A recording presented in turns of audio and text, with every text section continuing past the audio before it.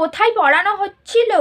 ও, এখানে পড়ানো হচ্ছিল। ঠিক আছে, সবাই পড়াটা খোলো দেখি। ওখান থেকে পড়া শুরু করো। হ্যাঁ, ওই তুমি পড়ো তো, ফার্স্ট বেঞ্চের প্রথম জন। হ্যাঁ পড়ো, জলের সঙ্গে ওখান থেকে পড়ো। আচ্ছা ম্যাম, আমি পড়ছি। জলের সঙ্গে অপ্রয়োজনীয় পদার্থ, হ্যাঁ পড়ো পড়ো। জলের সঙ্গে অপ্রয়োজনীয় পদার্থ মিশে যদি জলে প্রাকৃতিক রাসায়নিক, পড়ো পড়ো পড়ো।